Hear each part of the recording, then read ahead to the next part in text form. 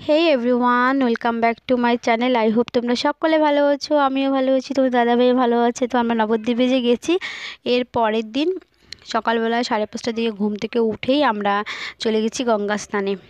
তো দেখো, আমরা বাড়ির থেকে মানে রুমের থেকে দুটো বড় বড় ড্রাম নিয়েছি আর একটা বড় জলের বোতল নিয়েছি গঙ্গা জল নেওয়ার জন্য বাড়িতে। এই যে এত দূর থেকে এতগুলো করে গঙ্গা জল আমরা নিয়ে যাব। আমরা ভেবেছি হয়তো ড্রাম পাওয়া যাবে না, কিন্তু এখানে এসে দেখি যে না, আছে। মানে অনেক দোকানই আছে গঙ্গা নদীর পাশে, মানে ঘাটের পাশে। হ্যাঁ, তো ওখানে আবার ড্রামও রয়েছে, বড়ও রয়েছে, মাঝারিও রয়েছে, ছোটও রয়েছে। আর আমরা দেখো খুঁজছিলাম ড্রেস চেঞ্জ করার জায়গা খুঁজছিলাম। এরপর আমরা দেখলাম যে হ্যাঁ, জায়গা আছে, মানে 5 টাকা করে দিতে হবে। ঘর আছে একটা, ওটার মধ্যে চেঞ্জ করতে হয়।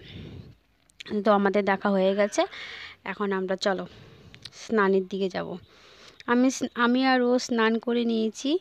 করার পরে এই দেখো আমরা নিয়ে যাচ্ছি বোতল। আমি নিচ্ছি বোতল আর ও নিচ্ছে ড্রাম। নিয়ে এখন জল ভরা হবে।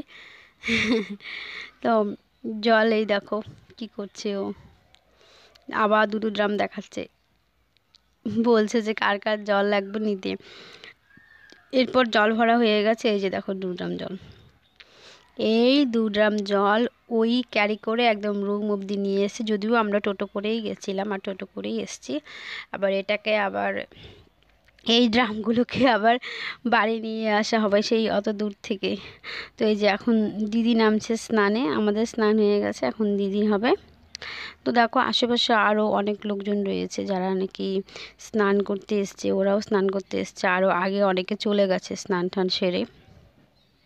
তো চলো দেখো, দেখেছো? তার সঙ্গে আমি এই ভিডিওটাও একটু জুড়ে দিয়েছি, দেখো কি ভালো লাগছে দেখতে। এক পাশ দিয়ে আমরা যাচ্ছি, আরেক পাশ দিয়ে নৌকো রয়েছে, ওটা ছাড়েনি, ছাড়বে একটু পরে। এটা হচ্ছে সন্ধেবেলাকার ভিডিও। তো চলো, টাটা।